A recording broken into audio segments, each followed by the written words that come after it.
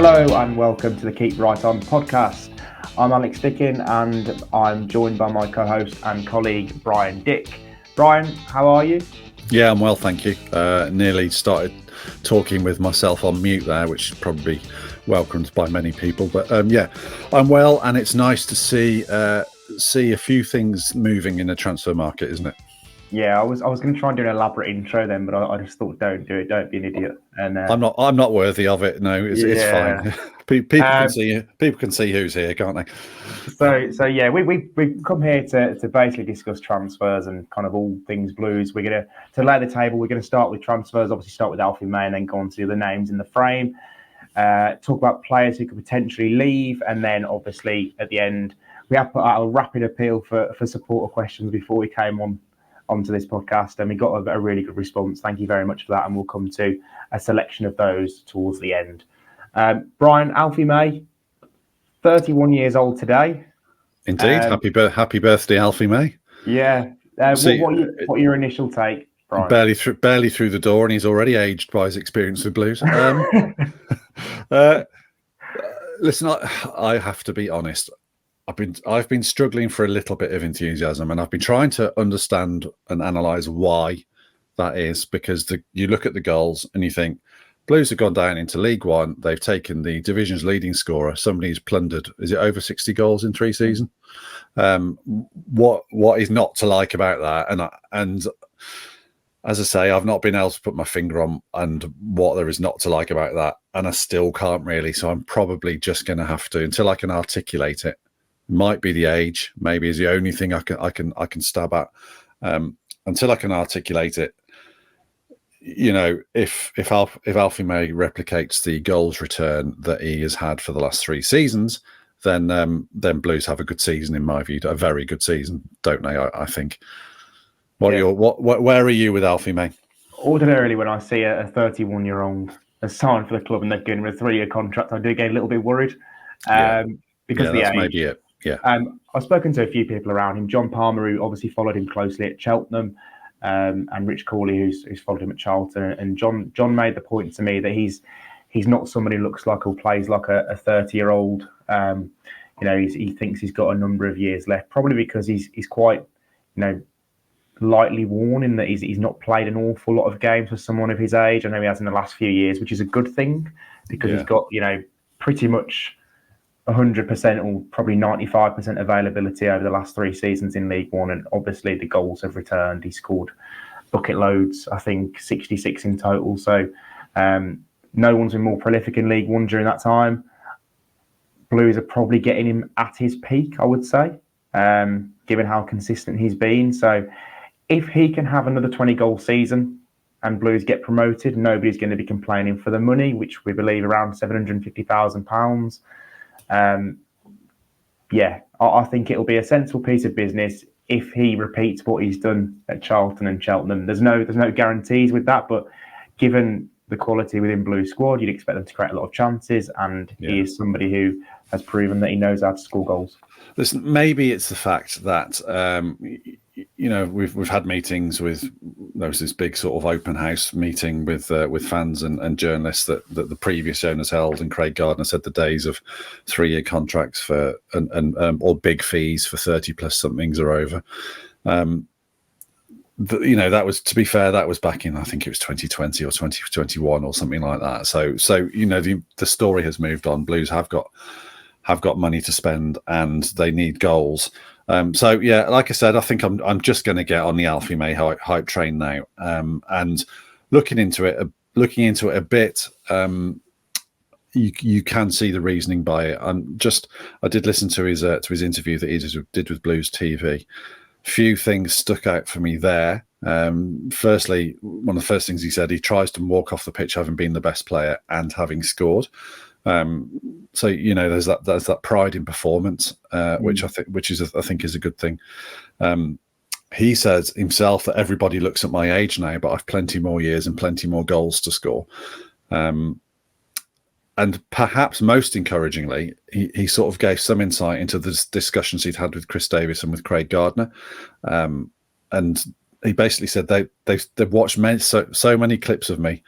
And he was enthused at what Davis was telling him about how he was going to be used, and he feels that the team setup is really, really going to suit him. That encourages me, because it would suggest that it's not just a who's League One's leading scorer will go and get them, despite who they are or how old they are or who they've played for. It does suggest that the analysis has run a little bit deeper than that, as you would hope. And the other thing that you alluded to is, I'm going to go back to my old cliche before you nick it, availability being the best ability. Alfie May has played 44 games, 39 games, 46 games and 43 games in his last 4 seasons. So yes, he had a sort of a fairly light start to his career, but in the last 4 seasons, which is when his goal tally has really sort of gone through the roof, he's his fitness record has been excellent, and we've seen over the last few seasons that injury problems have been such a big issue for Blues. The other thing I would highlight is he scored a few penalties last season. I've just checked his penalty career record. Is scored 9 of his 10, so that's promising. And also Ben Hawker from Blues Breakdown put out a graphic on Twitter last night showing sort of the other elements to his game, and how effective he is at passing. Which sounds a fairly facile thing to say, but Alfie May would be getting the ball in fairly, in the final third, and the quality of his passing has been good. Now that said, he only got 1 assist last season, so it looks like he's involved in build-up, then getting himself on his bike into the box, which is absolutely fine by me. And looking at the manner of goals he scored last season, He's very sharp in the box, isn't he? His movement is good. Sometimes the best movement is just staying still and letting the chaos unfold around you, and he does that as well. A lot of his goals seems to be in a lot of space. Now, maybe that's because League One defences are the fault, or probably, it's got a lot to do with his movement as well. So, looking a little bit deeper into what he brings to a team, I am encouraged. Both by the goals and the ability, the availability, and the sort of the what he does on the field of play a bit as well. Yeah, and I'm sure everyone's checked out his goals on YouTube by now. But if you haven't, there is one that he scored for Cheltenham at Peterborough a couple of years back, where he has taken a ball out the sky around the halfway line and then volleyed it, second touch, and lobbed it over the goalkeeper. It's absolutely outrageous. And he scored another screamer in that game as well. So yeah, clearly a player who can score a lot of different types of goals. Not the biggest, so you wouldn't expect him to score towering headers, but in terms of, like you mentioned, Brian, creating space inside the box and taking those chances when they come, he does look very adept at that. So yeah, I think a lot of Blues fans are excited about the signing of Alfie May. One guy who probably won't be joining the club now is, I don't want to butcher the name, Mike Erdhausen. And that was not butchering it, was it? No, Mike Erdhausen, I think, is it. Okay. Mike Erdhausen. That's it. That wasn't butchering it. At least I was brave to take it on, Brian. So yeah, he like May was in talks with the club over the weekend, and we believed it was going to be done, but something has obviously come up in that deal, and now it has broken down. He was going to be signed from Sparta Rotterdam. A deal was agreed with them, and he was given permission to speak and travel to Blues to finalise things. But for whatever reason, that didn't get done. We don't know the reason, and that's the annoying thing at this time of year. A lot of things can kind of go wrong in a transfer, can't they, Brian? You can, from the moment where Club A accepts an offer from Club B for player X, so many things can change. There's obviously personal terms, medical. Does the player actually want to move to the location? And a lot of things can happen. And for whatever reason, we're not sure on the exact reason, Mike Erdhausen doesn't look like he's going to become a Birmingham City player now. And we understand that he has been around the training ground as well, don't we? This wasn't just something dreamed up that hasn't happened. There has clearly been contact, extensive contact as well. I think you tweeted out that inevitably other clubs are involved when things break down or move on, or that the player has a change of heart, or whatever's happened here. As you said, we don't have an absolute total clarity as to what's happened here, but clearly there will be other clubs interested, and it wouldn't surprise me at all if in the next week it emerges that he signed for someone else in the UK, or maybe even further up the pyramid in the Netherlands as well. So yeah, it happens. You don't get everyone you don't sign everyone you go for, do you? I suppose the encouraging thing is that Blues are looking for a left-sided centre back as well, and I know that's something you've been looking into. But he would have been really exciting, having taught myself into some enthusiasm for Alfie May, which will come back. People will be laughing at me when Alfie May scored 35 goals by December. I was really excited by Dutch Mike, having told you had a go at me for that. There'll only ever be one Dutch Mike. Yeah. I was excited. Not much more point talking about it, is it? 'Cause it's not happening. But I was excited by that one. Hopefully, they can bring in somebody as sort of physically and technically as impressive as him. Yeah, well, Dutch Mike's got to go somewhere because Sparta have already signed his replacement. So it'll be interesting to see actually what happens with him now if he isn't coming to Birmingham City. There's a couple of, probably a lot of other names doing the round, but two we're gonna hone in on, have a little look at now.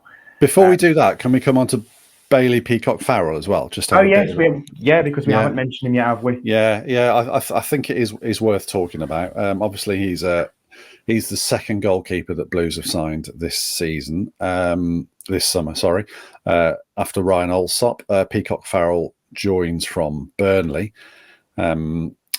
He's 27 years old. Hasn't played a huge amount of games in his career, 144 games. But what do you think about the balance in power? Is there an obvious number one between Alsop and Peacock Farrell for you at the moment, or do you think it's a very live competition? I think it's a live competition. I think that's what they've set out to do when they lost Ruddy and Etheridge to bring in two new goalkeepers where there's not a set in stone number one. And I think they've got that. You look at both of them, they're probably both quietly confident going into the season that they can stand out and make themselves Chris Davis' main man. This is a question we're going to come to later. I think I'll just check who it was from. It was from. Help me out, Brian. I can't even see it. I don't know that you actually put it on the running. Oh no, I did. It was from the brilliantly named Saul Loser FM. Who do you think is likely to be number one next season?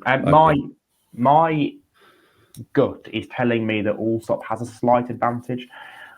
Only because he has spent the last 3 seasons playing as a championship number one for Derby, Cardiff, and then Hull last season and finishing 7th in the championship.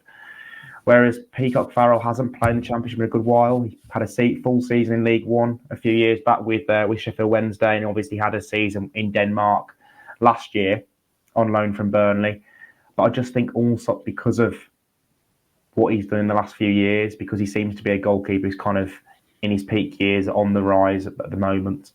I think he's probably got the edge, but they're both going to have equal game time in pre-season, and one of them probably will come out on top in pre-season. We'll probably know going into that final game who's going to be Davis' number one for that first game of the season against Reading.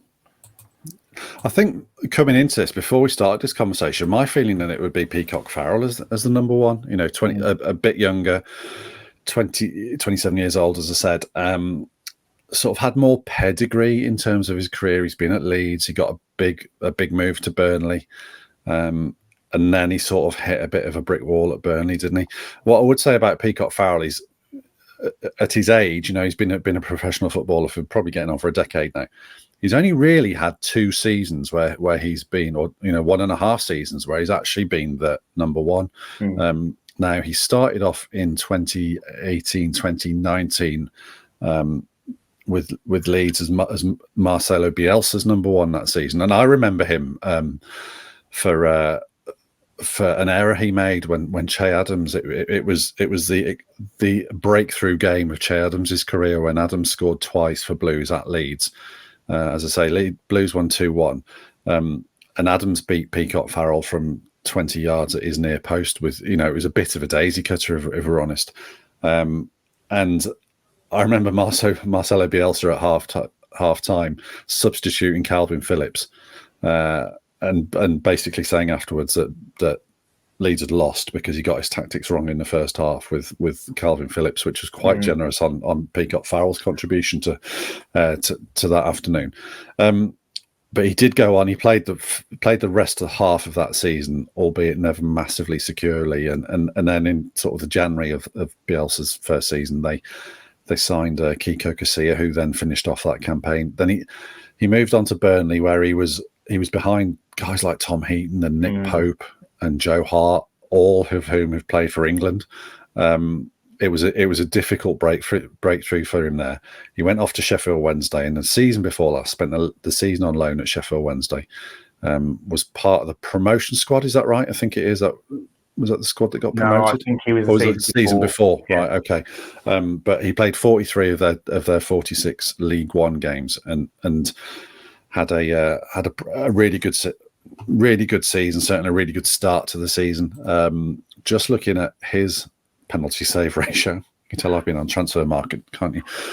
He saved 5 of 21 penalties, so 1 in 4 is pretty good for a goalkeeper. So if it comes to it, and Blues are in the playoff final, which we hope they're not, in 11 months' time, 10 months' time, might be a case if Peacock Farrell isn't the number one, that Chris Davies brings him on as a sub in the final minute to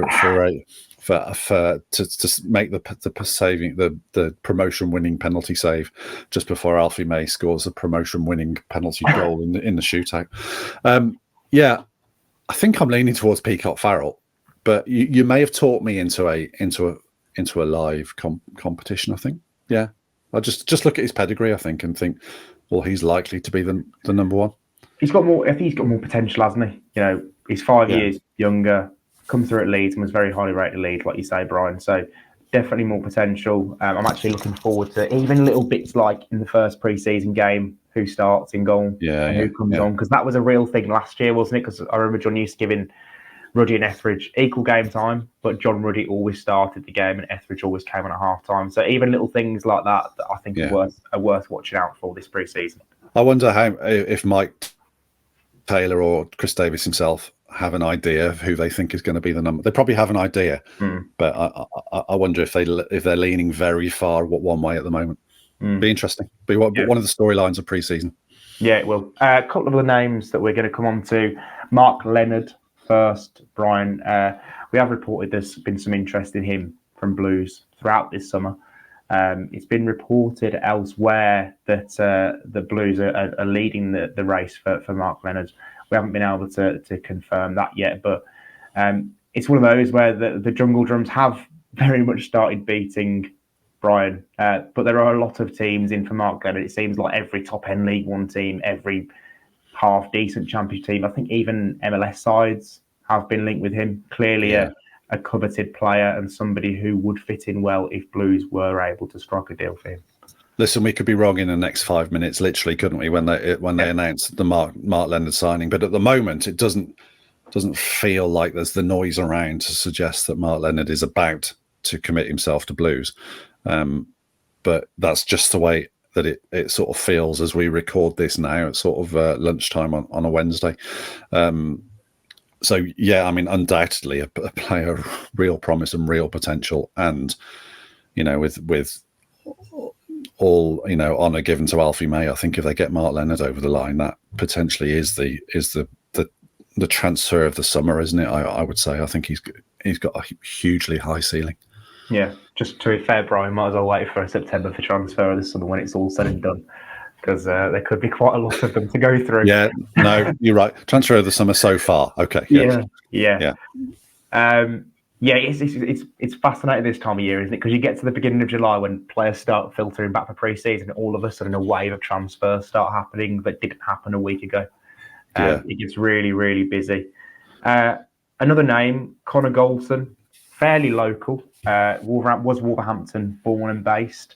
Now the Rangers captain. I think he's been there. No, he hasn't been their captain. He's their defender. Played quite consistently for them over the last 6 years, having moved there in 2018. He has been linked by a Scottish newspaper to Blues this window. An potential alternative to Dutch Mike right there, Brian. What do you think of Connor Goldson? Yeah, he's got a very good reputation at Rangers, really highly thought of up there. And we know that Craig Gardner has sort of contacts at Rangers as well. Obviously, there was the Janino Bacuna deal. So, listen, without having drilled terribly deep into it, it sounds like the right profile of player to me.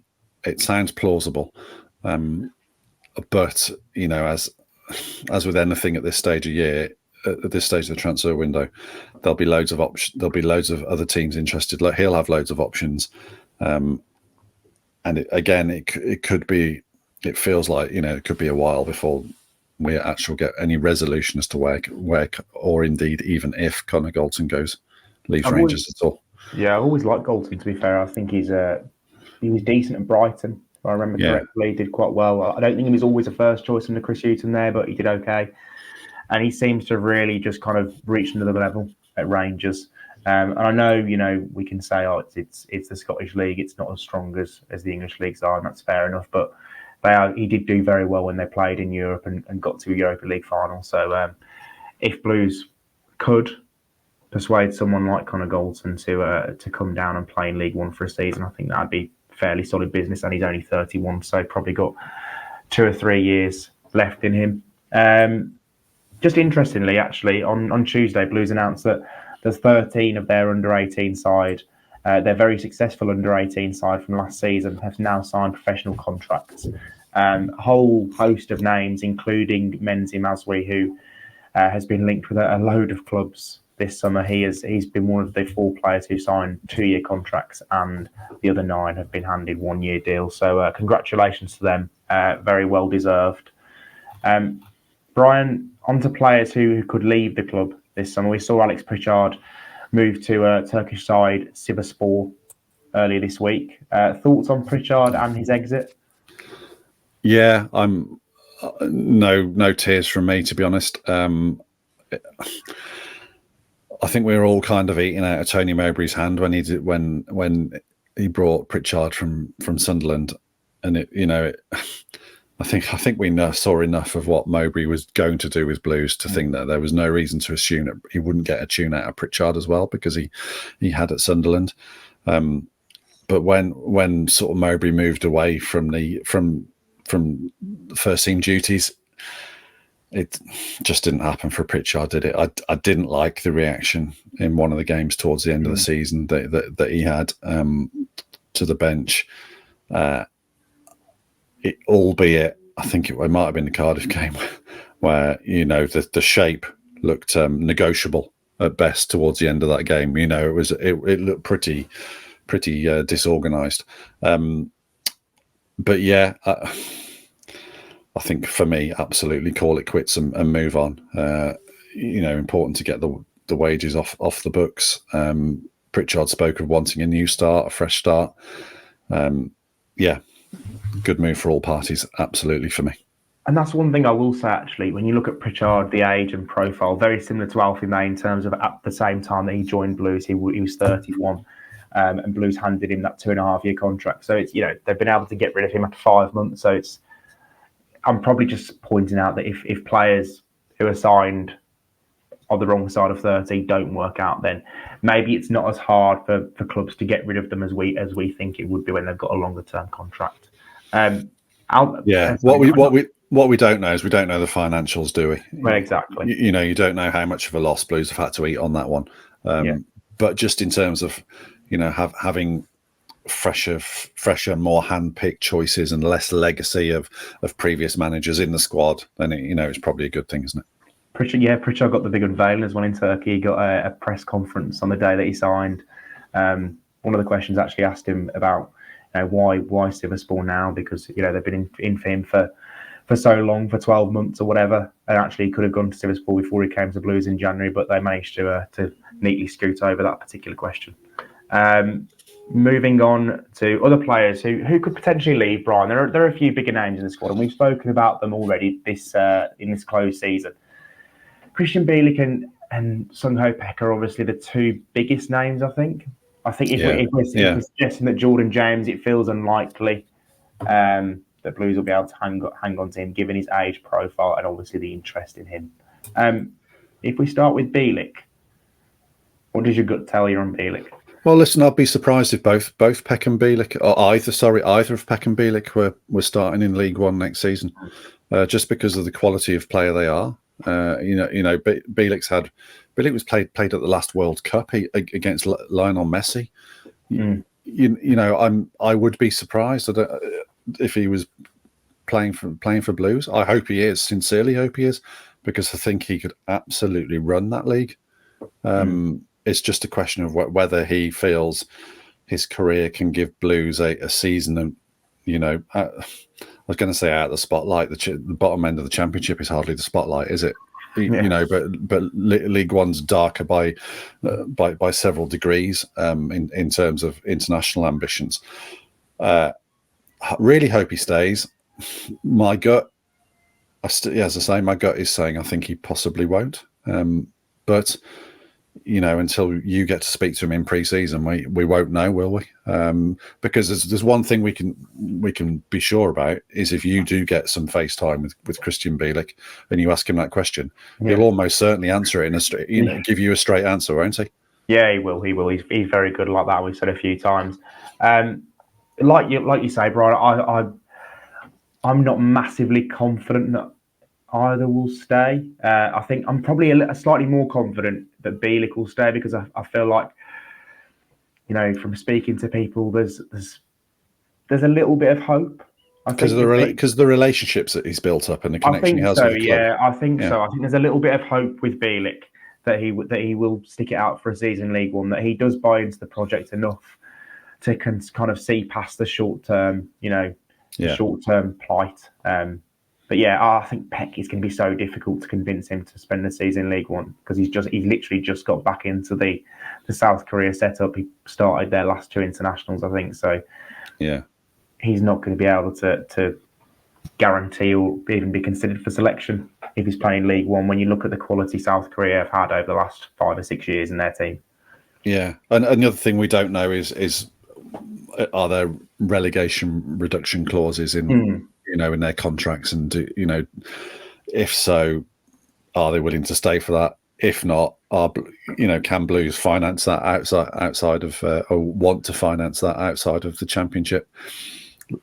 So much we don't know about these things, but just looking at it from a current international and a recent international playing in League One, just it would seem logical to me that that's less likely than more likely.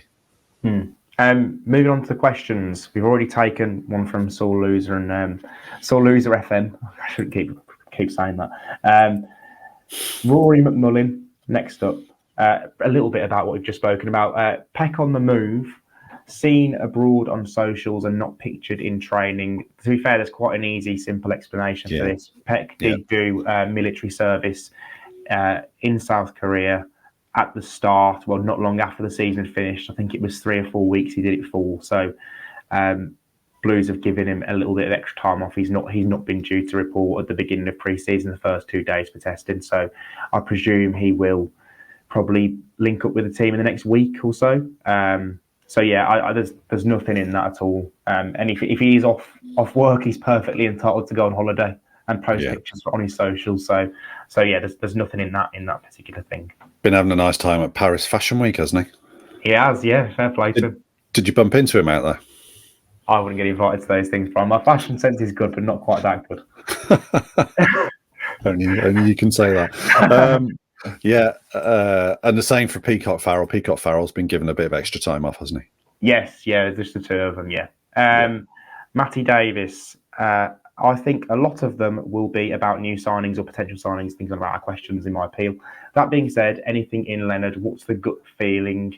We've spoken about Leonard, Brian, but a gut feeling, do you think Blues can beat off the 500,000 other teams that are apparently interested in him?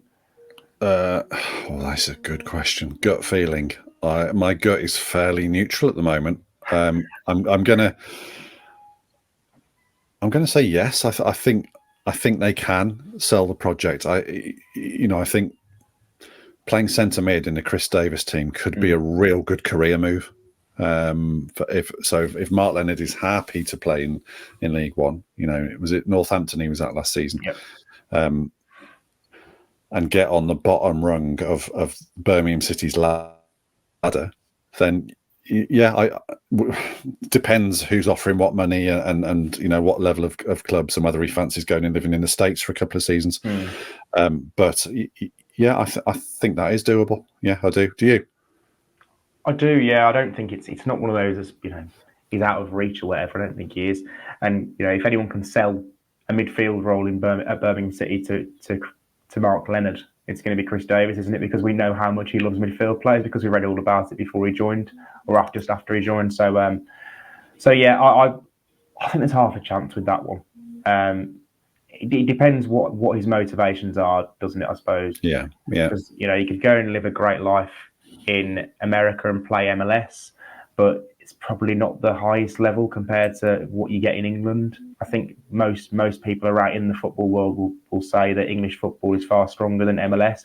Many League One teams will be stronger than teams in MLS. Many League One players will be better than the players on offer in MLS at the moment. Don't get me wrong, of course. Other than Lionel Messi. Don't get me wrong, I've got some unbelievably good players, but Lionel Messi in his team, there will be some players he probably wouldn't get into some League One teams. So it's a real crazy league in that sense. But yeah, hopefully Blues can convince Mark Leonard to spend another season in League One to be part of the greater project.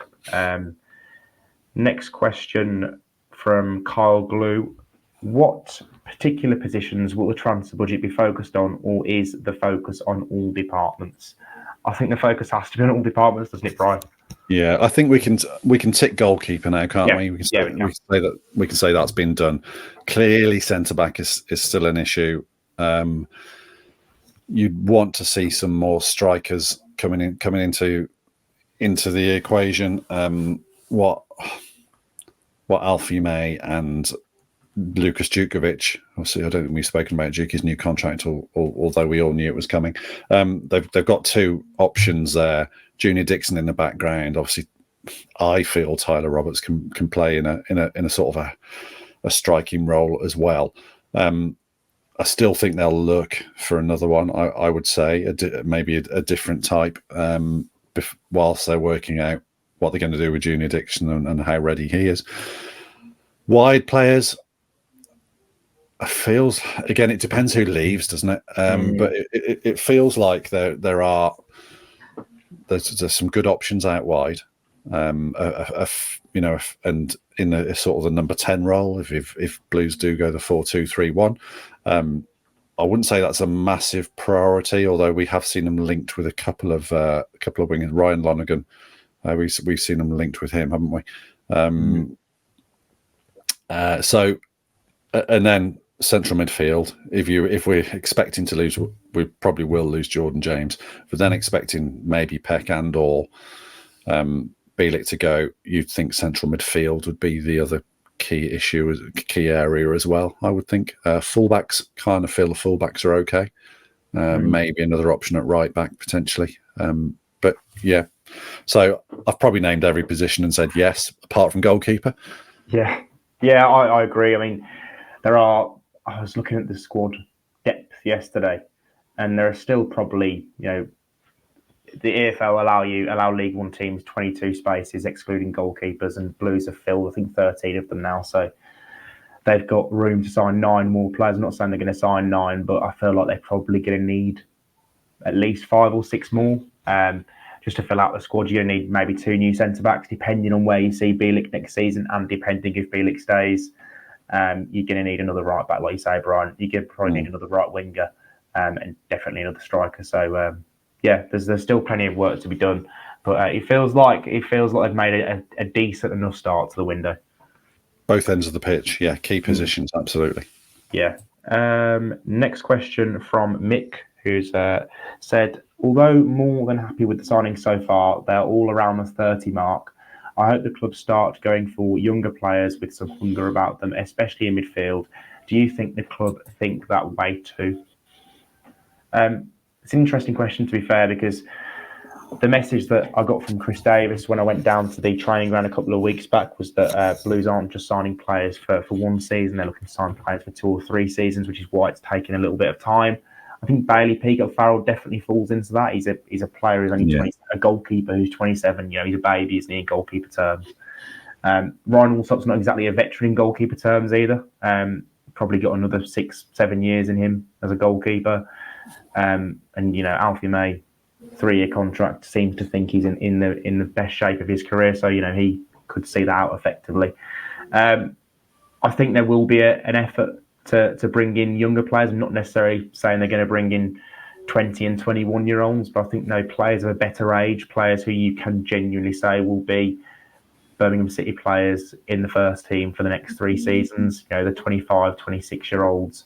I think there'll be a stronger effort to bring in those kinds of players because it does feel like it's very much about planning for the future, even though the age profile of the first 3 signings might not suggest that. Yeah, it's about building for the now and the task in hand, which feels like that's the Alfie May signing, isn't it? It's someone who's had success in League One, an unknown quantity if when Blues get back to the Championship. The goalkeepers, as you say, for me, they're in a separate age pot. They're the ones they've got could still be at the club in 5 years, to be honest with you. So it's a fairly timeless commodity, a goalkeeper, isn't it? What I think they've tried to do is bring leadership in. They've known that the issues around last season, and they've tried to address that. And Alfie May, in his interview, talked about being a leader and being quite vocal and not being afraid to stand up and give his opinion, which would be good. Obviously, Djukovic coming back helps that as well. Ryan Alsop, I think, will be fairly forthright in his contributions to discussions as well. Peacock Farrell again seems a little bit sort of more of a quiet character, I guess. Certainly only judging him from interviews, never having spent time with him off camera or anything like that.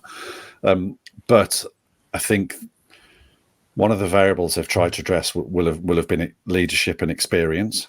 And as you said, they clearly do have an eye on Gary Cook wants to build a team for the Championship as well, doesn't he? Which not necessarily all of the 30+ signings are going to fall into that category. So that they will definitely be looking at that younger age group as well.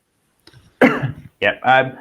Final question from Dave J. A little bit of an alternative one here for us to enjoy, Brian. With all the refurb work going on at St Andrews, what is the one thing you would like to see added or improved in the press area to raise your spirits after years of Blues mediocrity? To be fair, Brian, you've had to put up with the press box for a lot longer than I have, so you go first. Yeah, with my legs. The results on the pitch is the only answer to that. I mean, pre-Nighthead it would have been food, but the food is excellent now, to be fair. I don't like complaining about the fact a press box A isn't particularly doesn't work very well, isn't comfortable. The Wi-Fi is rubbish, because the fact is we're all honoured to be there to and I generally do believe that. I'm not just saying that to curry favour. I think anyone who complains about free stuff has probably got their priorities a little bit wrong. And also, I mean, I have had my fingers burnt about complaining about a press box.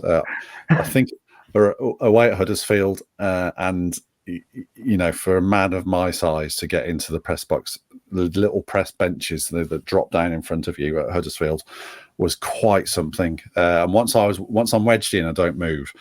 And I was live blogging a game, and this other journalist turned up about 2 minutes before kickoff, so everyone had to get up and move their stuff. And I wrote about it in the live blog, saying, "Oh, just had to move for a latecomer. How inconsiderate is that?" Then at half time, the guy tapped me on the shoulder and said, "I read your live blog. If you've got anything to say it to my face." So that was quite. So yeah, I don't really complain about press boxes anymore. I would love all I want to see from the press box is wins, and I genuinely mean that, because St Andrews will take off if there's a bond between team and support base and its success. Then I think it'll just be brilliant. It'd be even more of an honour to be there. What about you? No, that's a great answer, Brian. I can't top that. But you had real problems in Brentford back in the day before they moved stadiums. I did. That was. I mean, Tottenham used to be really bad as well. Albeit the press box at White Hart Lane was virtually at pitch level, so you couldn't actually see anything that was going on the other side. But what you could see is just how quick and how fluid these professional athletes are.